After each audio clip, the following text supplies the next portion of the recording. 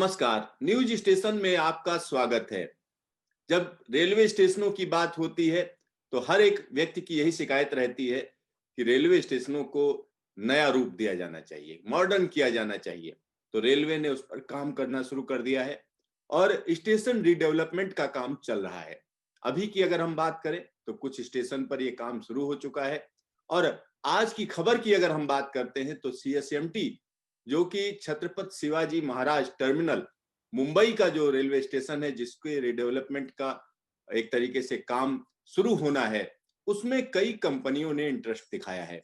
इस बारे में और ज्यादा बातचीत करने के लिए हमारे साथ हैं रजत अरोड़ा जी। आइए उन्हीं से बात करते हैं। रजत जी, आपका न्यूज स्टेशन में स्वागत है। शुक्रिया सिद्धार्थ, बहुत बहुत शुक्रिया आपका। Thank you. Rajat ji, railway as a journalist आपने लंबे समय से कवर किया है, तमाम चीजों पर आपकी पैनी नजर रही है और लगातार उन सारे डेवलपमेंट्स पर आपने खबरें की हैं। तो ये जो लेटेस्ट डेवलपमेंट है, जिसमें हम कह सकते हैं दुनिया भर में कोरोना के चलते इकोनॉमिक एक्टिविटी उस लेवल पर नहीं है, कहीं ना कहीं संशय बरकरार है, उसके बावजूद सीएसएमटी के रिडेवलपमेंट के लिए 10-10 बड़ी कंपनियों का इंटरेस्ट दिखाना क्या दिखा रहा है? ये दिखा रहा है कि इंडियन रेलवेज में कितना अनटैप्ड पोटेंशियल है बाहर से इन्वेस्टमेंट रेज करने के लिए। रेलवे अगर खुद से ढंग से पैसा बाहर से रेज करे तो उसे सरकारी फंड्स की जरूरत नहीं पड़ेगी, क्योंकि रेलवे के पास इमेंस लैंड बैंक है, उनके पास प्राइम स्टेशंस हैं, उनके पास बाहर से कैपिटल रेज करने के लिए इतने एसेट्स मौजूद हैं अपने ही सिस्टम में। तो ये दर्शाता है कि भारत में रेलवे का कितना पोटेंशियल है और कितना पोर्शन उसका जो है आज भी अनटैप्ड है, जिसको अब सरकार अनलॉक करने का प्रयास कर रही है। सिद्धार्थ, अगर आप देखें कुछ साल पहले तो ये डिसाइड हुआ था कि 400 स्टेशंस को under public private partnership redevelop किया जाएगा, वर्ल्ड क्लास बनाया जाएगा। तो क्या हुआ कि कुछ समय से रियलिटी मार्केट जो था वो स्लो था, रियलिटी मार्केट स्लो था। रेलवे की भी कंडीशंस ऐसी नहीं थी कि जो इन्वेस्टर्स के लिए ज़्यादा फ्रूटफुल हों या ज़्यादा फेवरेबल हों। क्योंकि काफ़ी स्ट्रिक्ट कंडीशंस में काम करना पड़ता था, तो कोई भी प्राइवेट इन्वेस्टर अपना पैसा जो है वो फँसाना ही नहीं चाहता। अब क्या हुआ है कि रेलवे का पिछले 3-4 सालों में पूरा एटीट्यूड बदल गया है काम करने का। जो करंट मंत्री हैं, उन्होंने काफ़ी कुछ नई गाइडलाइंस बनाई हैं, जिससे प्राइवेट इन्वेस्टमेंट को प्रोत्साहन मिलता है आके यहाँ पे इन्वेस्ट करने का। आज की डेट में सिद्धार्थ, अगर आप एक ग्रीनफ़ील्ड स्टेशन दोबारा से बनाने जाएँ या किसी स्टेशन को रीडेवलप करें, तो अगर आप दिल्ली स्टेशन की बात ले लें तो करीब 8 से 10-12 हज़ार करोड़ का खर्चा आएगा। सेम ही बॉम्बे के स्टेशन के साथ है, जिसका अब आरएफक्यू हुआ है, जिसमें 10 कंपनीज़, बड़ी-बड़ी कंपनीज़ ने इंटरेस्ट दिखाया है, उनका नाम हम बाद में लेंगे। तो 12-15 हज़ार का प्रोजेक्ट होता है, 12-15 हज़ार करोड़ का प्रोजेक्ट होता है और सरकार के पास इतना पैसा नहीं है कि वो लगा सके इसमें, और लगाना भी नहीं चाहिए। क्योंकि जो प्राइवेट मॉडल है वो आपने देखा कि एयरपोर्ट्स में काफ़ी कामयाब हो चुका है। तो सेम चीज़ है जो अब रेलवे में होगी, और इसमें रेलवे ने बहुत अच्छा काम किया है कि इन्वेस्टर फ्रेंडली कंडीशंस लेकर आए हैं, अपना इन्वॉल्वमेंट कम करने के लिए तैयार हो गए हैं। वरना रेलवे ब्यूरोक्रेसी भी पहले जो थी वो अपना कब्ज़ा छोड़ना नहीं चाहती थी। पर अब क्योंकि सरकार प्रो रिफॉर्म्स है, तो धीरे-धीरे बदलाव आ रहा है। आप देख रहे हैं अभी इन्होंने एक बॉडी बनाई हुई है स्टेशन रीडेवलपमेंट के लिए, Indian railway station redevelopment corporation, जो करीब 10 से 15 स्टेशंस पे काम कर रही है। गांधीनगर इसका पहला स्टेशन होगा, जिसका उद्घाटन अब से 1 महीने बाद या 1.5 महीने बाद किया जाना है। वहाँ पे काम चल रहा है। उस स्टेशन का अगर आप मॉडल देखें तो बहुत ही यूनिक है अपने आप में। स्टेशन में ऊपर के हिस्से में लीला होटल्स ने लेके होटल बना रखा है और नीचे स्टेशन बनाया है। तो ये सेम मॉडल हर जगह फॉलो होगा, और इससे रेलवे को ज़्यादा कैपिटल इन्वेस्ट किए बिना वर्ल्ड क्लास स्टेशंस की सुविधा लोगों को प्रोवाइड करने का मौका मिलेगा, और कमर्शियल सेंटर्स भी जो है स्टेशन पर आएँगे। आज की डेट में देखिए आप, दिल्ली में जो जगह नहीं है, कंपनीज़ गुड़गाँव, नोएडा जैसी जगहों पे जा चुकी है। तो ये वहाँ का जो रियल एस्टेट भी है ना रेलवे के पास प्राइम, उसको अनलॉक करेगा, और कंपनीज़ जो हैं वो कैपिटल सिटी में या मुंबई के मेन एरियाज़ में ही रह पा के ऑपरेट कर पाएँगी, और यात्रियों को वर्ल्ड क्लास सुविधाएँ मिलेंगी। रजत, अगर हम नई दिल्ली रेलवे स्टेशन की बात करें तो लंबे समय से हम सुनते आ रहे हैं कि नई दिल्ली रेलवे स्टेशन को आनंद विहार ले जाया जाना है। अब पूरी योजना ही बदल गई। अब क्या हो रहा है कि नई दिल्ली रेलवे स्टेशन को एक बेहतरीन योजना बनाई गई और उसमें कहा गया कि अब यहाँ पर 5 स्टार होटल भी होगा, साथ ही साथ आस-पास का जो एरिया है उसको भी डेवलप किया जाना है। और उसकी फ़ोटो जो है पिछले 24 घंटे में सोशल मीडिया पर एकदम वायरल है। तो क्या लगता है कि नई दिल्ली रेलवे स्टेशन का जो सपना दिखाया जा रहा है, वो हकीकत में तब्दील होगा? आज से 10 साल पहले अगर आप मुझे बोलते तो मुझे इस पे संशय होता। लेकिन आज के टाइम पे बिल्कुल नहीं हो रहा है क्योंकि आप देख ही रहे हैं धीरे-धीरे एयरपोर्ट्स भी बेड आउट होते जा रहे हैं। रेलवे में भी एक नई ऊर्जा आ गई है काम करने की। आपने देखा फ्रेट कॉरिडोर्स का उद्घाटन हो रहा है एक फेज़ वाइज़ मैनर में। बुलेट ट्रेन पे काम भी चल रहा है डिस्पाइट जो ट्रबल आ रहे हैं लैंड एक्विजिशन में उसके बावजूद भी चल रहा है। और स्टेशन रीडेवलपमेंट का काम भी ज़ोरों-शोरों से चल रहा है। रेलवे भी बाहर से मार्केट से कैपिटल एक्सेस करने का पूरा प्रयास कर रही है। तो आज से पहले अगर आप ये बात बोलते कि ये तो सब मुंगेरी लाल के हसीन सपने हैं, पूरा नहीं हो पाएगा, सिर्फ़ पिक्चर ही है, दावे ही हैं। पर आज के समय में ऐसा नहीं है। रेलवे बहुत ही चुस्त और दुरुस्त है। प्राइवेट सेक्टर के लिए जो कंडीशंस हैं, वो भी फ़ेवरेबल हो गई हैं। इन्वेस्टर इंटरेस्ट भी दोबारा वापस आ रहा है और ये जो आपने जो देखी फ्यूचरिस्टिक इमेजेस रेलवे स्टेशन की नई दिल्ली की, ये सत्य ज़रूर होगा। हो सकता है 1-2 साल की ज़्यादा देरी लगे क्योंकि आस-पास जो रीडेवलपमेंट होता है वो अपने आप में लंबा प्रोसेस होता है। एक नया चीज़ दोबारा से बना देना फिर भी आसान है, लेकिन एक पुरानी चीज़ को लेके दोबारा काम करना उसमें समय लगता है। लेकिन जो सपना रेलवे का दिखा रही है सरकार, वो सत्य ही साकार होगा क्योंकि जो करंट डिस्पेंसेशन है, जो करंट मंत्री हैं, वो खुद बहुत इंटरेस्ट लेते हैं, डेली प्रोजेक्ट एनालिसिस करते हैं, प्रोजेक्ट रिव्यू करते हैं और देखते हैं कि किस काम ने रफ्तार पकड़ी है, किसने नहीं पकड़ी है। और दूसरा ये कि जो अगेन जो करंट मंत्री हैं, उनका मार्केट एक्सपीरियंस भी बहुत ज़बरदस्त है। उन्हें पता है कि सेक्टर को ग्रो करने के लिए किस चीज़ की ज़रूरत है और किस और आज से पहले रेलवे को हमेशा पॉलिटिसाइज़ करके देखा गया, बट करंट सरकार ये नहीं कर रही है, ये रेलवे को एकदम एक एक एक सेपरेट एंटिटी की तरह देख रही है जिस पे ज़िम्मा सँभाला जा रहा है देश की इकोनॉमिक इंजन बनने का।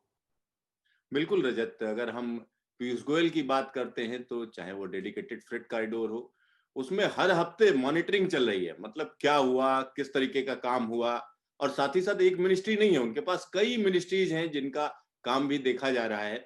लेकिन रजत, एक और चीज़ मैं जानना चाह रहा था। इसमें बार-बार एक चीज़ आ रही कि जब एयरपोर्ट की हम बात करते हैं, तो एयरपोर्ट पे तो कहा जाता है कि अच्छा ठीक है, वहाँ पर यूज़र चार्जेज़ भी टिकट में शामिल होते हैं। और यहाँ पे भी यूजर चार्जेस शामिल होंगे, यानी इस तरीके की चीजें हैं होंगे। और जल्दी नोटिफाई होंगी, तो उसको लेकर क्या कहेंगे? देखिए सिद्धार्थ अगर आपको सर्विस चाहिए और वर्ल्ड क्लास सर्विस चाहिए तो यूज़र को पे तो करना ही पड़ेगा। आप ₹10 की पैसेंजर ट्रेन में ट्रैवल भी करना चाहते हैं और पे भी नहीं करना चाहते, तो ये तो रेलवे ने आज से पहले बहुत ही गलत मॉडल पकड़ा हुआ है, जिसको अभी तक जिसमें सुधार नहीं हुआ है। बेसिकली जो हाई सब्सिडी मॉडल है, कि पैसेंजर को इतनी ज़बरदस्त सब्सिडी दी जा रही है, तो वो जो मॉडल है सस्टेनेबल नहीं है। अगर सुविधाएँ सही हैं, तो कंज़्यूमर को पैसे देने होंगे और ये हमने देख लिया है इन केस ऑफ एयरपोर्ट्स क्योंकि कंज्यूमर यूजर डेवलपमेंट फी देता है, तो आज आपके जो एयरपोर्ट्स हैं इंडिया के वो विश्व के डेवलप देशों से भी ज़्यादा अच्छे हैं।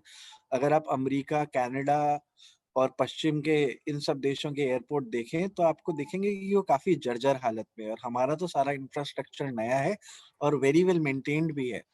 तो सेम चीज़ रेलवे में रेप्लिकेट हो सकती है। ऑफ कोर्स जो एयरपोर्ट की यूज़र डेवलपमेंट फीस है वो बहुत ज़्यादा होती है। रेलवे में ये सब चार्जेज़ नॉमिनल होंगे 10, 12, ₹15 टाइप। तो पैसा तो देना पड़ेगा देखिए यूज़र को बिकॉज़ प्राइवेट कंपनी जो 10 से 12 हज़ार करोड़ इन्वेस्ट कर रही है उसको भी they would also want some return on their capital. तो मेरे हिसाब से तो बिल्कुल वर्केबल मॉडल है और हमें इसको बिल्कुल गलत तरीके से नहीं देखना चाहिए कि जी सरकार सब चीज़ तो प्राइवेट को देती है तो खुद क्या चलाएगी। सरकार के पास और बहुत इम्पोर्टेंट चीज़ें हैं करने के लिए। आपने देख लिया ना पैंडेमिक में जो हुआ हेल्थ, एजुकेशन ये सब ऐसी चीज़ें हैं जहाँ पे सरकार को फ़ोकस करना चाहिए। जो रेलवे और ट्रांसपोर्टेशन वाले मॉडल हैं वो पब्लिक प्राइवेट पार्टनरशिप में भी चल सकते हैं, कि सरकार वहां पे रहे जहां पे उसकी जरूरत है, और जहाँ पे जहां पे उसकी नहीं है जरूरत है। वहां प्राइवेट को दे दे। अच्छा, लेकिन रजत, अगर हम बात करें, चाहे वो मुंबई सबअर्बन हो या कोलकाता का हो गया, या हम कह सकते हैं बेंगलोर का हो गया, इस तरीके की जितनी सेवाएं चलती हैं जिनको हम लोकल सेवाएं कहते हैं, तो उन सब में अगर आप पैसा नहीं बढ़ा रहे हो, तो ये आपकी राजनीतिक मजबूरी हो सकती है। इसके लिए आखिरकार आप उस आदमी को जो सफर कर रहा है उसको जिम्मेदार कैसे ठहरा सकते हैं? क्योंकि बार बार ये कहा जाता है सब्सिडी दी जा रही है, तो ये बात कुछ समझ में नहीं आती, कुछ हजम नहीं होती कि भाई लोगों को ये कहा इसका जाए भी कि आप इतनी जो है सब्सिडी दे रही गवर्नमेंट, आप जो है कम पैसा दे रहे हो, तो भाई ज्यादा पैसा ले लो ना, किसने मना किया है? आप फैसला क्यों ऑफ नहीं लेते? कोर्स ये जो है सब पॉलिटिकल डिसीजंस भी होते हैं, पर इसका एक बड़ा ही इनोवेटिव मॉडल है जो हमने देखा है दुनिया भर में। जो फेयर रेवेन्यू होता है ना इंडिया में वो बहुत हाई है। जो टोटल रेवेन्यू पाए है आपका उसमें एक फेयर रेवेन्यू है, एक नॉन फेयर रेवेन्यू है। तो फेयर रेवेन्यू पे ज्यादातर डिपेंडेंट रहती है सरकार, नॉन फेयर रेवेन्यू पे नहीं रहती। नॉन फेयर रेवेन्यू क्या हुआ कि मैंने स्टेशन बनाया, उसका लैंड मैंने लीज कर दिया, जिससे मुझे रेवेन्यू आ रहा है। तो बाकी देशों में अगर देखा जाए तो 30 से 35% रेवेन्यू जो है वो नॉन फेयर रेवेन्यू होता है, जो कि कमर्शलाइजेशन ऑफ प्रॉपर्टी से और कमर्शलाइजेशन ऑफ एसेट से आता है। तो सरकार जो है फेयर रेवेन्यू पे इतना डिपेंडेंट नहीं रहती है। यानी कि अगर आप यूजर से कम पैसा भी ले रहे हैं उसके ट्रेन टिकट का, पर आपके पास अपने एसेट्स इतने हैं जिससे आप अपना दूसरा ऑपरेशनल रेवेन्यू ऑपरेशनल एक्सपेंस निकाल पा रहे हैं। जैसे आपने मेट्रो के केस में देखा होगा, कई जगह उन्होंने स्टेशन के नीचे पूरे पूरे मॉल बना दिए, जैसे नेहरू प्लेस वगैरह में। तो जो मेट्रो का भी नॉन फेयर रेवेन्यू है 10 से 15% से ऊपर नहीं है, उनका भी कम है। पर रेलवे में इसका करीब 30 से 35% ले जाने का टारगेट है। ये टारगेट सेट किया था जो इससे पिछले रेल मंत्री थे श्री सुरेश प्रभु जी, उन्होंने नॉन फेयर रेवेन्यू पे बहुत जोर दिया था, और इसी सेम को फॉलो अब भी किया जा रहा है। नॉन फेयर रेवेन्यू पे जोर है, तभी आपके जो स्टेशन हैं उनको रीडेवलप करवाया जा रहा है, ताकि जो रेवेन्यू का थोड़ा बाहर है वो संभाला जा सके। तो और ऑफ मतलब कोर्स जी, क्या होता है कि जो रेल भी चलती है वो चलती तो पब्लिक गुड के लिए है। आपको एक गरीब को भी लेके जाना है उसमें, जिससे वो अपनी जीविका तक पहुंच पाए। तो सोशल ऑब्लिगेशन भी है रेलवे की। आप ये नहीं कह सकते कि सोशल ऑब्लिगेशन नहीं है, लेकिन मेरे आपके जैसे लोग जो अपना फुल फेयर दे सकते हैं, एक ऐसा मॉडल होना चाहिए जिसके थ्रू हम अपना पूरा का पूरा फेयर दें। सरकार राजनीतिक वजहों से ऐसा मॉडल नहीं ला पाती, क्योंकि अगर मुंबई में आज ये कर देंगे तो वहां जो दूसरी ऑपोजिशन पार्टीज हैं वो इसका विरोध करेंगी। हाँ, तो ये तो इसीलिए एक राजनीतिक मजबूरी हो सकती है, लेकिन इसके लिए यानी हमारे आप जैसे जो लोग हैं, जो देना भी चाहते हैं, लेकिन आप जब किराया ही उतना ले रहे हो, तो उसमें क्या कहेंगे? रजत, सी एक और एक चीज मैं एक जानना मॉडल चाहता एक मॉडल एक मॉडल आना चाहिए जिसमें होना चाहिए, जैसे एलपीजी में हुआ था गिव अप सब्सिडी वाला, हूँ। कि मैंने अपनी सिलेंडर की सब्सिडी गिव अप कर दी। वैसे ही मैं अपनी ट्रेन टिकट की भी सब्सिडी गिव अप कर दूं। अब तो टेक्नोलॉजी इतनी आगे पहुंच गई है कि मुझे फुल फेयर टिकट लेने का ऑनलाइन वो मिल सकता है। तो ज्यादा जागरूकता की जरूरत है ताकि हम लोग भी अपनी फुल टिकट लें। बिल्कुल। रजत, एक आखिरी सवाल है। अगर जिस तरीके से चीजें चल रही, जैसे अगर हम बात करें गांधीनगर की, गांधीनगर का स्टेशन जस्ट तैयार है, कुछ उसका फिनिशिंग टच दिया जा रहा है, ऐसा हम लोगों के पास खबर है। साथ ही साथ हबीबगंज की बात करें, भोपाल की बात करें, तो वो भी वो भी तैयार हो रहा है। कंप्लीट होने की कगार पर है, बिल्कुल। तो ये दोनों स्टेशन क्या लगता है किस तरीके से लोगों का टेस्ट बदलेंगे?